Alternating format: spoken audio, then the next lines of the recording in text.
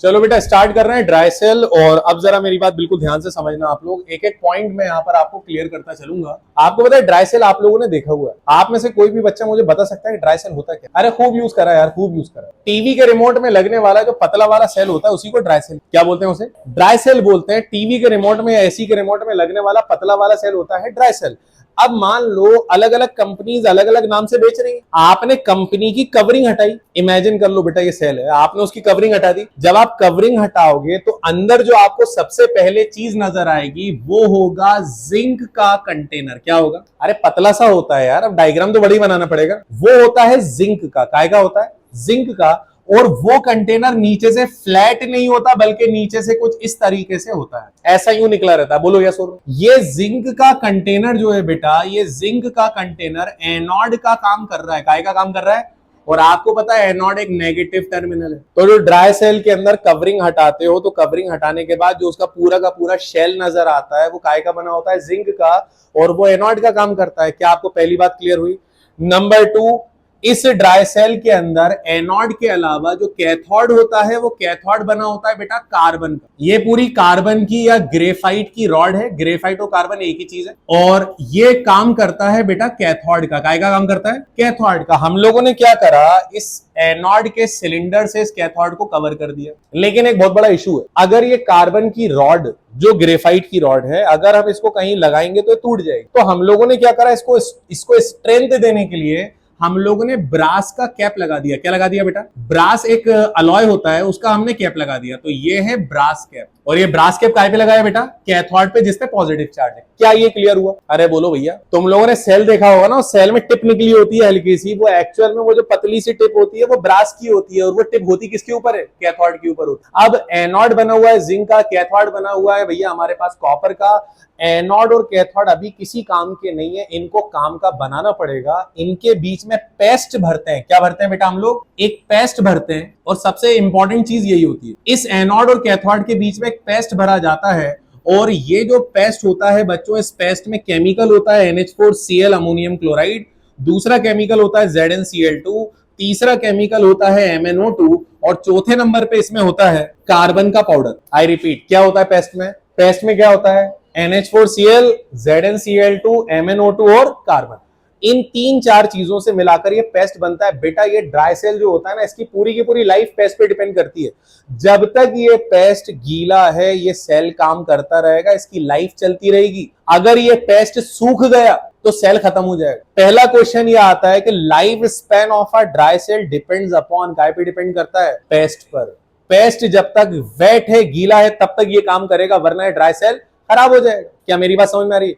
दूसरी बात, अगर आपने कभी बचपन में ड्राई सेल को तोड़ा हो, टीवी के रिमोट से निकलने वाला सेल नहीं तोड़ा बेटा, कोई बात नहीं, तुम लोगों ने बड़ी चीजें तोड़ी होंगी। नॉर्मली क्या होता है, छोटे बच्चे या 5th-6th क्लास के बच्चे ये काम जरूर करते हैं बेटा, करना चाहिए। घर में एक आध दो सेल पड़े हो, उन्होंने उठाया, पत्थर मारा, तोड़ दिया, पहले कवर ववर निकाला, मतलब अंदर उसका पूरा ऑपरेशन कर डाला। जब सेल को तोड़ते हैं, ये मेरे क्वेश्चन है ध्यान से सुनना, जब सेल को तोड़ते हैं तो एक ब्लैक कलर का पाउडर नजर आता है। वो काय का होता है? वो होता है कार्बन की वजह से। किसकी वजह से? दूसरा क्वेश्चन जो आपकी रिफ्रेशर्स में मिल जाएगा कि जब आप किसी ड्राई सेल को ब्रेक करते हो तो उसमें रस्ट दिखती है, जंग लगा हुआ दिखता है। ये रस्ट क्यों दिखती है, रीजन बताओ। तो रस्ट दिखती है due to the presence of acidic NH4Cl। काय की वजह से दिखती है? Acidic NH4Cl। क्योंकि बेटा जहां भी एसिडिक चीजें जाती है वहां पे रस्टिंग का प्रोसेस फास्ट हो जाता है। क्या आप मेरी बात समझ पा रहे हो? तो ड्राई सेल में रस्ट किसकी वजह से आती है? ड्राई सेल में रस्ट आती है due to the presence of acidic NH4Cl। क्या आपको ये क्लियर है? मेरे 2-3 क्वेश्चन है, जल्दी जल्दी आंसर। तो पहला क्वेश्चन, ड्राई सेल का लाइफ स्पैन डिपेंड काय पे करता है? पेस्ट पर। जब तक ये पेस्ट गीला है सेल चलता रहेगा, जहां ये पेस्ट सूखा वहां पर सेल खत्म हो जाएगा। क्या मेरी बात समझ में आ रही है? क्वेश्चन नंबर 2, ड्राई सेल में रस्ट देखने को मिलती है due to the presence of acidic NH4Cl। बेटा एक ड्राई सेल जो है इसका वोल्टेज होता है 1.5 वोल्ट। कितना होता है? अब अगर मान लो एक क्वेश्चन आता है कि तुम्हारे पास एक डिवाइस है जिसमें टोटल उस डिवाइस को रन करने के लिए 6 वोल्ट चाहिए। कितना चाहिए एनर्जी? 6 वोल्ट पोटेंशियल चाहिए। तो बताओ कितने सेल लगेंगे? ऑब्वियस सी बात है 4 सेल लगेंगे। अगर 3 वोल्ट चाहिए तो कितने सेल लगेंगे? 2 सेल्स लगेंगे। क्या ये क्लियर है? नहीं आया समझ में? एक सेल कितने वोल्ट का होता है? 1.5 वोल्ट। क्लियर है बेटा आप लोगों को? एक लास्ट बात जो आप लोगों के लिए बहुत ज्यादा जरूरी है, कुछ कंपनी के ड्राई सेल ज्यादा चलते हैं जो महंगे आते हैं। हर कंपनी का ड्राई सेल इसी का बना होता है, लेकिन कुछ कंपनी वो एवरेडी आती है ना, एवरेडी उसके सेल ज्यादा चलते, और ये कोई मिथ नहीं है, ये रियलिटी है। ऐसा क्यों? क्या बेटा पेस्ट के पानी डालते हैं, पेस्ट गीला हो जाता है, बहुत बढ़िया। और कोई नहीं, सही आंसर है, पेस्ट गीला होता है। एक्चुअल में क्या होता है, पेस्ट में कुछ कंपनीज वाले पेस्ट में मिलाते हैं KOH। ये जो KOH होता है ना बेटा, ये इसका वेटनेस जो होती है ना उसको मेंटेन करता है, इसका मॉइस्चर मेंटेन करता है, और जितना इसका मॉइस्चर रहेगा उतना ज्यादा पेस्ट काम करेगा। पेस्ट जब तक काम करेगा तब तक सेल चलता जाएगा। अच्छा, हम लोग क्या करते हैं, जैसे मान लो टीवी के रिमोट में सेल लगा हुआ, रिमोट काम नहीं कर रहा, क्या करते हो आप? रिमोट को उल्टा करो, दिए मिला कर दो। अच्छा, इत्तेफाक देखो, इसका साइंस से कोई लेना देना नहीं है, लेकिन फिर भी रिमोट सही काम करने लगता है। इस रिमोट की कहानी से तुम्हारे पेरेंट्स को इंस्पायर होना चाहिए। जहां तुम काम ना करो वहां पे उनको समझ में आना चाहिए कि ये बच्चा जो है ये रिमोट, इसको कैसे काम पे लाना। चलो बेटा आते हैं, जरा थ्योरी स्टार्ट करो। देखो, dry cell is a typical primary cell. A dry cell is a typical primary cell. A dry cell is a typical primary cell. A dry cell is a typical primary cell where chemical energy convert into electrical energy, where chemical energy convert into electrical energy, chemical energy convert into electrical energy by redox reaction, where chemical energy convert into electrical energy by redox reaction। redox reaction को underline कर लो, लिख लिया आप लोगों ने, full stop लगा के लिखो। In dry cell zinc container form anode. क्यों? एनोड पे प्लस चार्ज होता है, माइनस होता है। Zinc container form anode while graphite और कार्बन रॉड, ग्रेफाइट कार्बन एक ही चीज होती है, graphite is an allotrope of carbon, while graphite और carbon rod form cathode, while graphite और carbon rod form cathode, while graphite और कार्बन रॉड फॉर्म कैथोड। लिख लिया आप लोगों ने, ग्रेफाइट और कार्बन रॉड फॉर्म कैथोड। उसके बाद फुल स्टॉप लगा के लिखो। In between anode and cathode, in between anode and cathode, in between anode and cathode, a thick and moist paste of, बेटा काय का पेस्ट होता है, कोई बताएगा बिना बोर्ड पे देखे हुए? Moist paste of NH4Cl, ZnCl2, MnO2 and carbon is filled। A thick and moist paste of, ये पेस्ट को अंडरलाइन कर लो, thick and moist paste of NH4Cl, ZnCl2, MnO2 and carbon is filled। लिख लिया। उसके बाद लिखो, the life of dry cell is depends upon, बेटा काय पे डिपेंड करती है? The life span of dry cell is depends upon pest। The life span of dry cell is depends upon pest। ये लिखने की जरूरत तो नहीं कि पेस्ट गीला होगा तो काम करेगा, अंडरस्टूड है यार, ये तो बेसिक चीज। The life span of dry cell is depends upon pest। लिख लिया आप लोगों ने, फुल स्टॉप लगा के लिखो। In dry cell rust is observed, rust मतलब जंग। in dry cell rust is observed due to the presence of, बेटा बोलो जल्दी, एसिडिक NH4Cl। जहां पर भी एसिडिक एनवायरनमेंट होता है वहां जंग जल्दी लगता है। Rust is observe due to the presence of acidic NH4Cl। लिख लिया आप लोगों ने, फुल स्टॉप लगा के लिखो। Each dry cell produces a constant EMF और वोल्टेज, कितना वोल्टेज देता है? produces a constant EMF और voltage of 1.5 volt. each dry cell produces a constant EMF और वोल्टेज ऑफ 1.5 वोल्ट। कितना वोल्ट होता है बेटा? 1.5 वोल्ट। बच्चों अंडरलाइन कर लो, भूलना नहीं है इसको। produces a constant EMF और वोल्टेज ऑफ 1.5 वोल्ट। लिख लिया आप लोगों ने। चलिए इसके, अच्छा हाँ, एक आखिरी बात रहेगी, क्या रहेगी बताओ? कार्बन की कैथोड को प्रोटेक्ट करना जरूरी है, वरना कहीं भी सेल में लगाओ टूट जाए। कैसे प्रोटेक्ट करते हैं? लिख लो, a brass cap is fixed over cathode। a brass cap is fixed, काय पर फिक्स करते हैं? a brass cap is fixed over cathode। लिख लिया बेटा। यहाँ पे रिएक्शन देख लो, रिएक्शन बहुत इंपॉर्टेंट है। देखो एक बात का ख्याल रखना, अगर तुम ये जो थ्योरी लिखी है इस थ्योरी को बार बार याद करो, तुमसे बड़ा बेवकूफ कोई नहीं। तुम्हें इस थ्योरी में कीवर्ड्स को ध्यान रखना है, जैसे वोल्टेज कितना होता है? 1.5 होता है। रस्ट किसकी वजह से आता है? Acidic NH4Cl। आप इसे अपनी लैंग्वेज में ऊपर नीचे करके लिख दोगे, कोई दिक्कत वाली बात नहीं है बेटा। मैं जितना चीजें आपको दे रहा हूं NCERT और सारी चीजों का जो बेस्ट निकाल कर जो मिक्स करके दे रहा हूं वही है। बात समझ में आ रही है?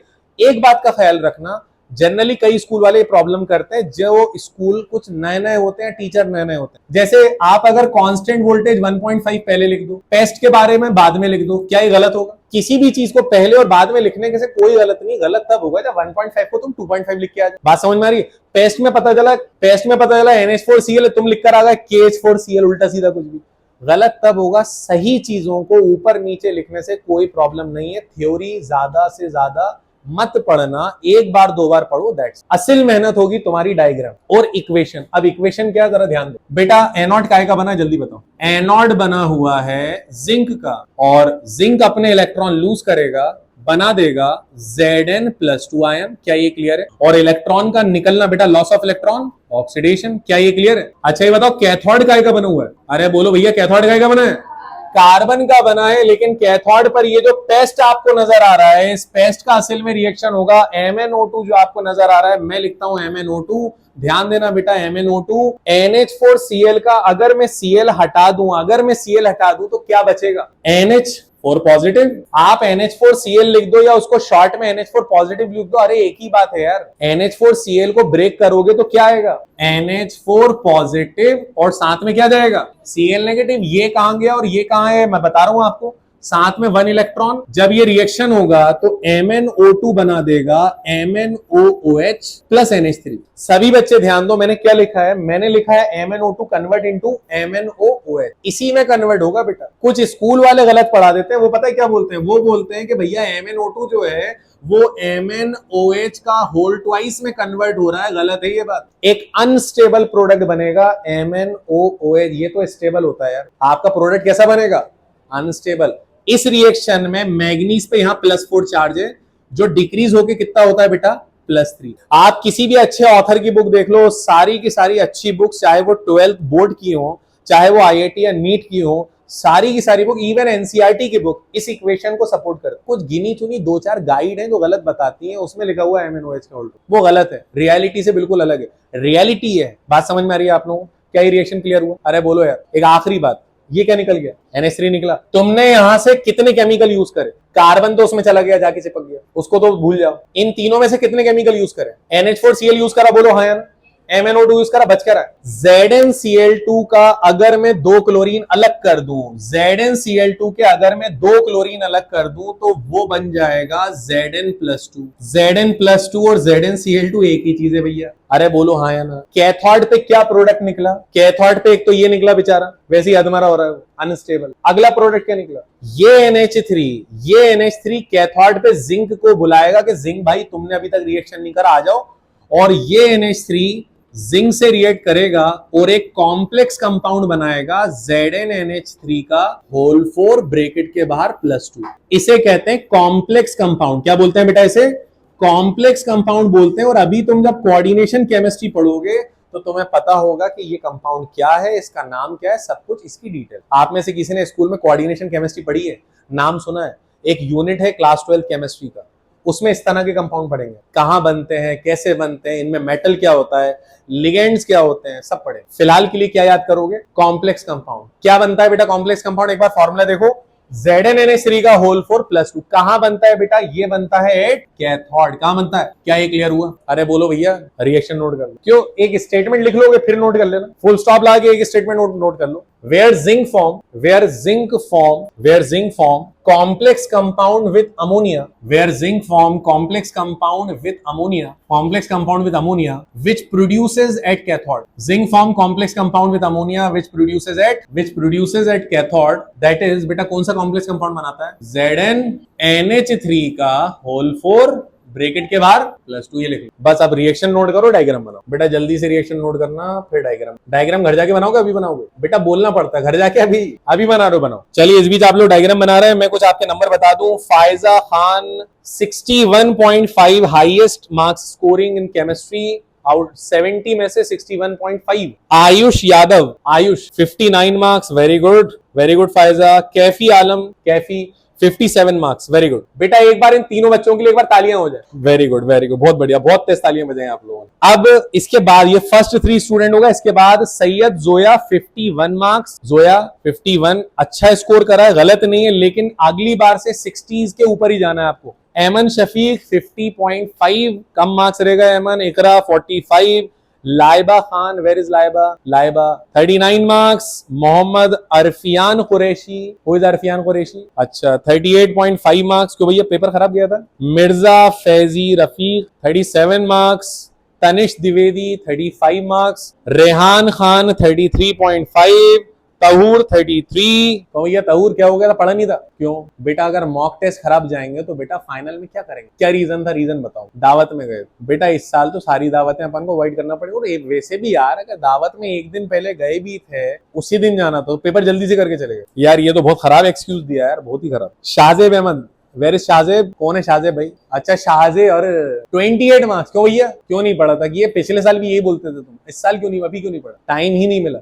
क्या करते हो बेटा घर पे ऐसा? मतलब क्या घर वालों ने और भी काम देके रखे हैं क्या? नौकरी पे तो नहीं जाते हो? वरना मुझे लगा तो महेंद्र सिंह धोनी मूवी देख ली। तो सुबह के टाइम सर नौकरी पे जाता हूँ, शाम को पढ़ाई कर। अच्छा एक बात सुनो भाई, तुम लोग, तुम में से वो लोग जिनके 35 से कम मार्क्स हैं वो सिर्फ 3 ही बच्चे हैं। तनिष तो बिल्कुल बॉर्डर पे आया। तनिष भैया अगली बार बॉर्डर पे आओगे तो भी तुम्हें खींच लूंगा मैं। रेहान खान, तहूर खान और शाहजेब अहमद। आपको बेटा पूरा पेपर 2 टाइम सॉल्व करके याद करके आना। परसों आपको आना है। आपकी क्लास कितने बजे स्टार्ट होती है? कितने बजे स्टार्ट होती है? तो शायद तुमसे पूछ रहा हूँ कितने बजे क्लास स्टार्ट होती है? वो कह रही है कौन सा क्वेश्चन आ गया, ये तो आउट ऑफ सिलेबस। 4 बजे स्टार्ट होती है बेटा, 4 o'clock फिजिक्स टीटीएस। परसों 2 बजे आओगे। तौर बेटा 2 बजे आना। 2 बजे आकर पेपर यहाँ सबमिट करोगे। एक बार पेपर पूरा यहाँ इनके स्टाफ के सामने सॉल्व करोगे, फिर आओगे बेटा मेन क्लास देना बेटा। तुम्हारे भी तो सर, तुम भी तो हो। परसों 2 बजे आ जाना बेटा, बिल्कुल शराफत से है ना। अच्छा जिन लोगों के 60 से कम आए, एक बच्चा है, एक बच्ची है फिजा खान, उसके बाद सब 60 से कम है बेटा। फायजा, हाँ फायजा खान ठीक है। तो फायजा खान एक बच्ची है, बाकी सबके 60 से कम है। 60 से कम वालों बेटा एक बार पेपर को एनालाइज कर लो। पूरे साल भर में तुम्हारे जितने भी टेस्ट होंगे उनमें से मॉक टेस्ट होंगे मात्र 10। फिर उनके बाद फुल लेंथ तो दुनिया भर के तामझाम सब चलेंगे, लेकिन मॉक टेस्ट जो 10 है ना बेटा, यही 10 टेस्ट तुम्हारे फाइनल एग्जाम में तुम्हारी रैंक और परसेंटेज डिसाइड करने वाले। आप देख लेना बेटा। आपका नाम नहीं आया, क्यों नहीं दिया था? क्या नाम है आपका? देवांश। देवांशी पेपर ले लो तुम। नहीं तनिष तुमने भी नहीं दिया था बेटा, क्यों? तनिष तो कहेगा मैं एडमिशन ही नहीं लिया था, मैंने आज भी नहीं लिया। चलो कोई नहीं। फिलहाल एक बात और, रिएक्शन लिख लिया, डायग्राम बना लिया आप लोगों ने? अरे डायग्राम बना लिया बेटा। डायग्राम ऐसा बना बेटा, ये क्या कर दिया? चलो देखो डायग्राम, वो क्या करंट गोल्ड है? कोई बात तुम्हारा देखो। अरे भाई साहब थोड़ा सा तो बड़ा बना लेते। ब्रास कैप बेटा, ये ड्राई सेल होता है। ये डायग्राम बना लिया आप लोगों ने? एमन डायग्राम। एमन तो मार्क्स क्यों कम आए बेटा इस बार? ठीक चलिए बढ़िया है। ड्राई सेल कंप्लीट होता है बेटा। आप बताओ ड्राई सेल को लेके कोई डाउट तो नहीं है? ड्राई सेल कॉन्सेप्ट पूरा क्लियर है।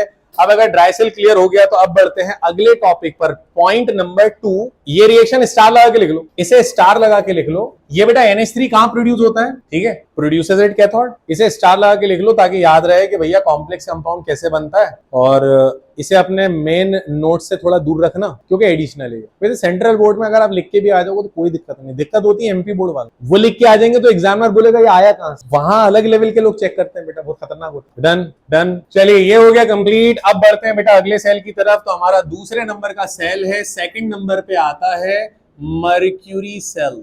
मर्क्यूरी सेल, इसको एक और नाम से जानते हैं बटन सेल। क्या नाम है इसका? Button cell. अब मर्क्यूरी सेल को बटन सेल क्यों बोलते हैं? देखो वो तो उसके शेप की वजह से बोलते हैं। मर्क्यूरी सेल वो होता है बेटा, वो जो गोल वाले सेल होते हैं, घड़ी में यूज होते हैं, छोटे साइज के, बड़े साइज के, उन सेल्स को बोला जाता है मर्क्यूरी सेल। अब एक बहुत बड़ी प्रॉब्लम है, जरा गौर से सुनना जो मैं बता रहा हूं क्योंकि रीजनिंग क्वेश्चन। एक बहुत बड़ी प्रॉब्लम है। प्रॉब्लम यह है कि जो मर्क्यूरी सेल्स होते हैं उनसे जो एनर्जी प्रोड्यूस होती है वो कम होती है। देखो मर्क्यूरी सेल भी वही काम करेगा बेटा, केमिकल एनर्जी से क्या बनाएगा? Electrical energy. लेकिन इनमें जितनी केमिकल एनर्जी होती है उससे जितनी इलेक्ट्रिकल एनर्जी बनना चाहिए उतनी नहीं बनती, बल्कि कम बनती है। ये लेस एनर्जी प्रोड्यूस करते हैं। क्या करते हैं बेटा? ये लेस एनर्जी प्रोड्यूस करते हैं, पहली बात। दूसरी बात, इनको बनाना महंगा पड़ता है, दे आर कॉस्टली। यही 2 रीजन है कि मर्क्यूरी सेल का इस्तेमाल बहुत कम जगहों पे होता है।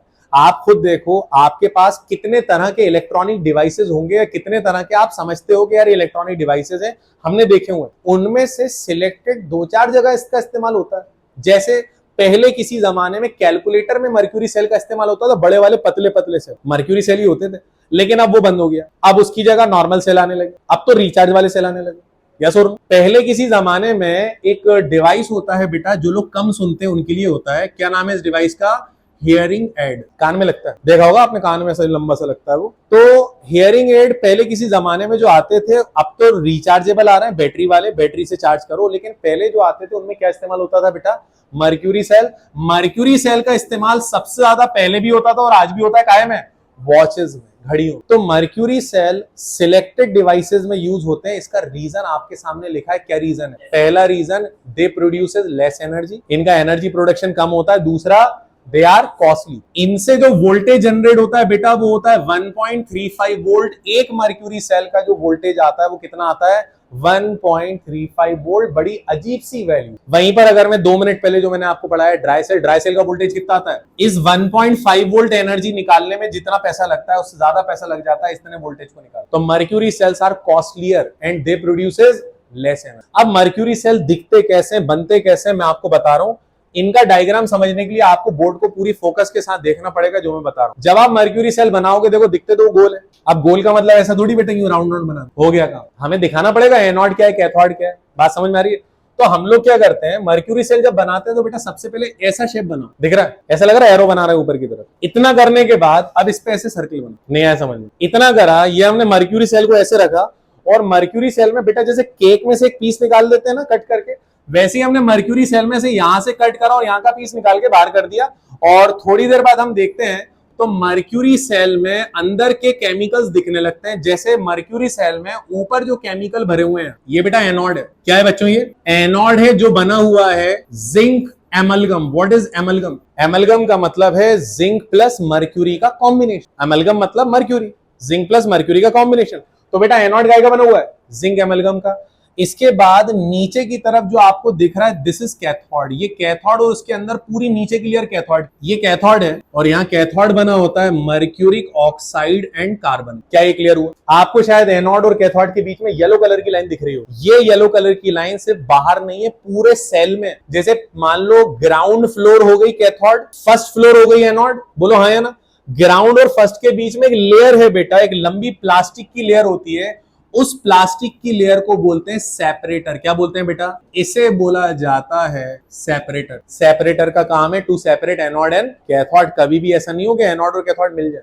क्या आपको मेरी बात समझ में आ रही है? मर्क्यूरी सेल में बेटा एनोड और कैथोड के अंदर एक लिक्विड यूज करा जाता है जिसे इलेक्ट्रोलाइट बोलते हैं। क्या बोलते हैं? आपको मालूम है इलेक्ट्रोलाइट कौन सा होता है? यहां पर इलेक्ट्रोलाइट होता है एक्वस KOH। कौन सा इलेक्ट्रोलाइट लेते हैं? Aqueous KOH। बेटा ये कहानी है मर्क्यूरी सेल की। क्या आपको समझ में आया? अब जरा जल्दी से बताओ मर्क्यूरी सेल्स का इस्तेमाल लिमिटेड डिवाइसेस में क्यों करा जाता है? पहली बात, दे प्रोड्यूसेस लेस एनर्जी, और दूसरी बात, दे आर कॉस्टलियर। दूसरा क्वेश्चन, मर्क्यूरी सेल्स में एनोड और कैथोड काय से बना होता है? Anode zinc amalgam, cathode mercuric oxide plus carbon.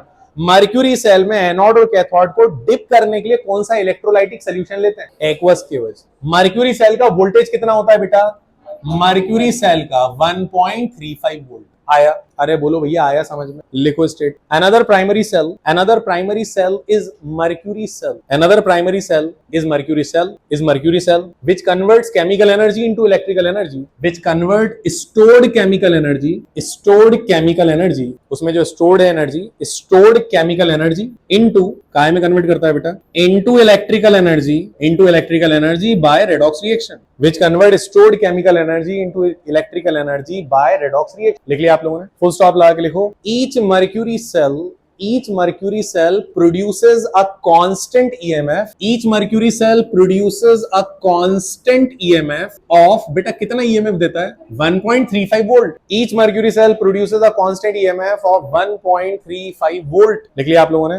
Full stop लगा के लिखो। Mercury cells are costlier and produces less energy। Mercury cells are costlier and produces less energy, so they are used in limited electronic devices। Mercury cells are costlier and they produces less energy, so they are used in limited electronic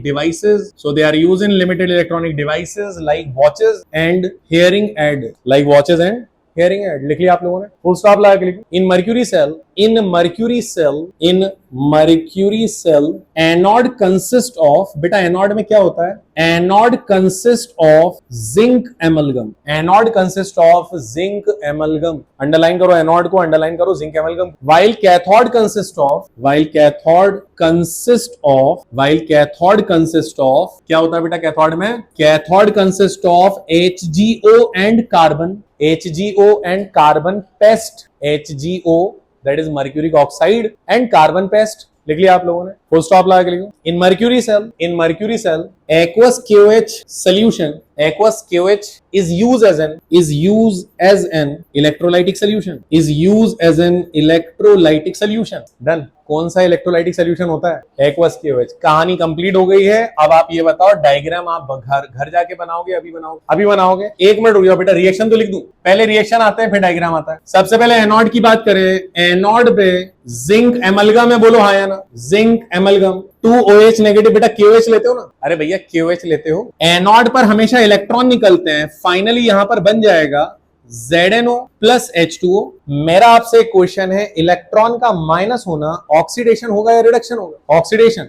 वहीं पर अगर हम cathode की बात करें तो cathode पर HgO है, ये जो एनोड पे H2O निकलेगा वो कैथोड तक पहुंचेगा। एनोड से जो इलेक्ट्रॉन निकलेंगे बेटा वो कैथोड पर जाएंगे और फाइनली बन जाएगा Hg प्लस 2OH नेगेटिव। मैं आप सबसे एक बात पूछ रहा हूं, अगर नेट रिएक्शन लिखना हो तो आप में से कितने स्टूडेंट नेट रिएक्शन लिख सकते? अरे हाथ तो उठा दो कम से कम। कोई एक हाथ नहीं उठा रहा है। चल गर्ल्स उठा रही हैं 2-3। नेट इक्वेशन क्या बनेगी जल्दी बताओ। अच्छा कुछ कैंसिल होगा? अरीबा बेटा तुम बताओ क्या कैंसिल होगा? चलो इलेक्ट्रॉन कैंसिल कर दिया, और बताओ इलेक्ट्रॉन के अलावा और क्या कैंसिल होगा? आप अगर गौर से देखो, यहाँ के 2OH नेगेटिव, यहाँ के 2OH नेगेटिव से cancel, H2O cancel with this H2O, electron से पहले माइनस, इलेक्ट्रॉन से पहले प्लस है, कैंसिल। बच क्या रहा है भैया हमारे पास? हमारे पास बच रहा है Zn plus HgO gives ZnO plus Hg। अब जरा गौर से देखो, नेट रिएक्शन लिखना आसान। अगर एग्जाम में भूल रहे हो एनोड और कैथोड तो एटलीस्ट नेट रिएक्शन लिख देना। बात समझ में आ रही? नहीं आया समझ? कितना आसान है यार। Zn प्लस Hg, उधर ZnO प्लस Hg आया। बेटा इलेक्ट्रॉन का माइनस होना क्या होता है? इलेक्ट्रॉन का ऐड होना क्या होता है? एक एक इक्वेशन 100% वेरीफाइड है, ध्यान रखना। और आप तो एनसीईआरटी उठा लो, किसी भी अच्छे ऑथर की बुक उठा लो, 100% वेरीफाइड इक्वेशन। एक एक पॉइंट जो मैं बोल रहा हूं ध्यान रखना आप। ये मैं बार बार रियलाइज कराता हूं आपको ताकि आप कंफ्यूज ना हो जाओ। एक ही चीज कंफ्यूज करेगी बेटा तुम्हें, गाइड या तुम्हारे स्कूल के कोई ऐसा टीचर मिल गया जिसको थोड़ा मामला गड़बड़ है तो प्रॉब्लम। अच्छे स्कूल्स में कंफ्यूजन नहीं होगा। सोया कुछ बढ़िया डायग्राम बनाया, वेरी गुड। डायग्राम बना लिया बेटा? हाँ बोलो। कौन सा वाला नेगेटिव? बेटा जितने भी क्लोराइड हैं यहाँ पे कार्बन पेस्ट के साथ मर्ज हो जाते हैं, मतलब they never form any new compound या स्पेशल कोई कॉम्प्लेक्स, वो कार्बन के पेस्ट के साथ मर्ज। ठीक है बेटा, इसको थोड़ा सही कर लेना। सही बनाया बेटा। कार्ड कहाँ आप लोगों का? कार्ड बैग में लाते हो ना कार्ड? तनी बेटा इसको थोड़ा सही कर लेना। क्या करा है ये तो वो लग रहा है पेप्सी का माइक आता है। ढक्कन खोल दिया बेटा। समझ में आया मर्क्यूरी सेल? अब स्टार्ट करेंगे हम लोग secondary battery, primary battery complete. अब स्टार्ट करेंगे सेकेंडरी बैटरी। लिख लिया? चलिए ये हो गया कंप्लीट। नहीं हुआ? जल्दी लिखो बेटा, जल्दी कंप्लीट। अच्छा भैया एक बात सभी बच्चे लिखते लिखते सुन लें, और जिनका लिखना हो गया काम बिल्कुल गौर से सुने जो मैं आपको बता रहा हूं। अभी आप क्लास 12th में हो, आपके स्कूल लेवल का सबसे टॉप मोस्ट लेवल पे आप बैठे हुए हो। इसके बाद आप जब अगली जगह एंटर करोगे वो आपका करियर का पहला पड़ाव होगा। इस वक्त आपको अपने अंदर हार्डवर्क की जो स्टेमिना होता है ना एक बच्चे के अंदर, हार्डवर्क करने का जो एबिलिटी होती है, उस एबिलिटी को बेटा डेवलप करो अगर अभी तक डेवलप नहीं। क्योंकि यहाँ पर मजाक में 12th बोर्ड तो नहीं निकलने वाला, और मजाक में निकल गया तो रिजल्ट ऐसा आएगा दुनिया फिर जिंदगी भर मजाक उड़ाएगी। बात समझ में आ रही है? आपको अपना रिजल्ट ऐसा लाना है कि आपके लिए आगे तक हर जगह रास्ता खुला रहे। 12th क्लास में किसी भी तरह का कॉम्प्रोमाइज करने की नहीं सोचेंगे हम, चाहे कुछ भी। हम ये नहीं सोचेंगे कि फला टॉपिक पढ़ेंगे दूसरे को छोड़ देंगे, ऐसा नहीं। हर एक टॉपिक को पढ़ेंगे पूरी फोकस और पूरी मेहनत के साथ। जब ये हो जाएगा तो इसके बाद शीट करेंगे, एनसीईआरटी करेंगे, अपने डाउट्स क्लियर करेंगे और डेली ये काम करेंगे। बात समझ में आ रही है? अगर आप 12th में हो और आपको बताना पड़ रहा है कि बेटा आज पढ़ो, कल पढ़ो, परसों पढ़ो, तो आप समझ लो आपका काम बहुत बिगड़ा हुआ चल रहा है। आपको बताने की जरूरत नहीं होना चाहिए। आपको यहां पर आना है डेली, एवरी सिंगल डे। क्योंकि जितना आप अटेंडेंस दोगे उतनी चीजों को मैं आसान कर सकता हूं। लेकिन जिस दिन आप अटेंड नहीं कर रहे हो क्लास, उस दिन की चीज आपके लिए खुद देख लेना कितनी प्रॉब्लम करे। और उन बच्चों में से मत बनना अपने आप को कि जिस दिन एब्सेंट हुए उस दिन का टॉपिक ही नहीं पूछा हमने, गायब कर दिया, नोट से गायब, अपनी जिंदगी से गायब। ये मत करना बेटा, ये करोगे काम बिगड़ जाए। 12th बोर्ड में हो, अपने आप को माइंड सेट रखो कि मुझे पढ़ना पड़ेगा, मुझे मेहनत करना पड़ेगी, और पढ़ाई में किसी पे एहसान करने के लिए नहीं करूंगा। मैं जितनी पढ़ाई करूंगा वो मैं अपने लिए करूंगा, अपना करियर बनाने के लिए करूंगा। क्या मेरी बात समझ में आ रही है? हैबिट में आना है पढ़ाई, हैबिट में बहुत जरूरी है। इस वक्त जो हैबिट में आ गया वही रहेगा लाइफ टाइम। आपको क्या लग रहा है इस वक्त अगर आप नहीं पढ़ोगे और अचानक से यूपीएससी में पास होके कलेक्टर बन जाओगे? इस वक्त अगर आपकी हैबिट में पढ़ाई नहीं आएगी तो आने वाले 2-3 साल बाद भी नहीं आ पाएगी। इस वक्त अगर हैबिट में मेहनत करना आ गया तो बेटा सब कुछ आसान हो जाएगा। और मैं बार बार एक चीज बोलता हूं, मेहनत करने से बचना नहीं है, क्योंकि हम मेहनत, यार देखो ना, एक बेचारा वो इंसान भी है जो मजदूरी करके मेहनत कर, उस बेचारे को मेहनत से क्या रिजल्ट मिल रहा है? हार्डली दिन भर के 400-500 रुपए। एक मेहनत तुम कर रहे हो जहां तुम्हारे दिमाग का काम हो रहा है पूरा। लाइफ में बेटा मेहनत तो करना पड़ती है। अगर मेहनत नहीं करता तो आज विराट कोहली नहीं होता, दुनिया में कोई जानता नहीं उसको। ऐसा थोड़ी वो सोता रहता था और एक दिन उसको इंडियन टीम वाले, भाई साहब प्लीज एक खिलाड़ी कम पड़ रहा आके खेल लो, ऐसा थोड़ी हुआ। उसने मेहनत करी है, सालों मेहनत करी है, तब जाकर वो उस स्टेज पर पहुंचा। तो बेटा अपनी लाइफ में एफर्ट लगाना सीखो। और एक बात मैं तुम्हें बता दूं, तुम लोग जितने एफर्ट तुम्हारे लिए लगाओगे उससे 10 गुना ज्यादा एफर्ट लगाने के लिए मैं रेडी हूं, और एक एक चीज उसी लेवल पे करवा रहा हूं। एक बार कभी टाइम मिले, टाइम की थोड़ी आप लोगों के पास कमी है, एक बार टाइम मिले तो उठाकर नोट्स को जरा ध्यान से देखना, चीजों को देखना, क्या शानदार शानदार चीजें मिल रही हैं तुम्हें। एक एक चीज परफेक्ट तरीके से आ रही है तुम्हारे पास, एक एक चीज, कहीं भी किसी तरह का डाइल्यूशन नहीं। ऐसा नहीं कि यार केमिस्ट्री यहाँ रखी हुई है मेरे, मैं बिना मेहनत करे आगे पढ़ाऊंगा तो भी पढ़ा दूंगा। लेकिन आपको पता हो नहीं पता हो तो मेरे फैमिली में जो लोग मुझे देखते हैं उनसे पूछना, फ्री टाइम में भी मेरा काम क्या होता है ना, ज्यादातर मैक्सिमम टाइम बुक्स को रीड करता। अलग अलग तरह की केमिस्ट्री की बुक्स हैं, लाइब्रेरी बनी पड़ी हुई है, उनको रीड करता हूं। क्यों रीड करता हूं बेटा? एक ही चीज को 36 जगह से रीड करने से वो चीज तो नहीं बदल जाएगी, इसलिए करता हूं ताकि अपने आप को अप टू डेट रखूं। अपने आप को एक टीचर जब अप टू डेट रखता है तो उसके स्टूडेंट का रिजल्ट और बेहतर हो। लेकिन बेटा यहाँ पे काम 2 वे है, ये रिवर्सिबल रिएक्शन है। जितना फॉरवर्ड आएगा उतना बैकवर्ड भी आना चाहिए। हमें इक्विलिब्रियम में चलना है। काय में चलना है? इक्विलिब्रियम। जिन्हें नहीं मालूम अब सुन लो, इक्विलिब्रियम की कहानी ये है कि जितना फॉरवर्ड आएगा उतना बैकवर्ड भी आना चाहिए। तो हमें इक्विलिब्रियम में चलना है। कुछ भी हो जाए, कुछ भी हो जाए, जितना एफर्ट मैं लगाऊंगा मुझे आपसे उतना ही एफर्ट चाहिए। मैं ये नहीं कहूंगा कि आप अननेसेसरली अलग अलग बुक्स रीड करो, नो। मैं ये कह रहा हूं कि पूरी मेहनत मेरी है। उस मेहनत को जो मैं तुम्हारे नोट्स के फॉर्म में तुम्हें उस मेहनत का एक्सट्रैक्ट दे रहा हूं, क्लासरूम मटेरियल दे रहा हूं, जो मेरे मॉड्यूल्स दे रहा हूं, जिन्हें मैं खुद सॉल्व करा रहा हूं, बस उन्हें आपको परफेक्ट कर। मैं चाहता हूं ये जो टेस्ट हुआ, इस टेस्ट का पेपर तुम्हारी लाइफ में तुम जनवरी तक भी ना भूलो, इतना परफेक्ट करो। जनवरी तक ना भूलो, जनवरी तक तुम्हें बार बार इसको रिपीट करने की जरूरत ना पड़े, इतना परफेक्ट करो इस पेपर को। परफेक्ट करने के लिए क्या करना होगा? सीधे सीधे काम। जो क्वेश्चन गलत हुए अपनी कॉपी में देखो, जो आंसर शीट आई है उन क्वेश्चंस को रिपीट करो। बात समझ में आ रही? जिन लोगों ने पेपर नहीं दिया उनको भी उस पेपर को परफेक्ट करना है। बेटा पूरे सिलेबस में मैं बार बार बोलता हूं कि 10 मॉक टेस्ट तो ऐसे होंगे जो जान लगाकर मेहनत करना है। तो फिर इसके बाद फिजिकल का क्या टेस्ट अलग, इनऑर्गेनिक का अलग, ऑर्गेनिक का अलग, ये अलग मसला है। लेकिन आपको इन 10 मॉक टेस्ट में अपने आप को पूरी एनर्जी के साथ लग जाना। ये 10 मॉक टेस्ट जिसने 50-60% से प्लस स्कोर कर लिया, फाइनल एग्जाम में वो 90+ स्कोर करेगा। ये रिकॉर्ड हो रही है, बात समझ में आ रही है? जिसने 10 मॉक टेस्ट में इतना स्कोर कर लिया, लेकिन पढ़ के, ऐसा नहीं चीटिंग कर, कहो सर आप ही ने तो कहा था सर इतना स्कोर करना है, नो। अगला मॉक टेस्ट जो होगा उसका लेवल आप देख।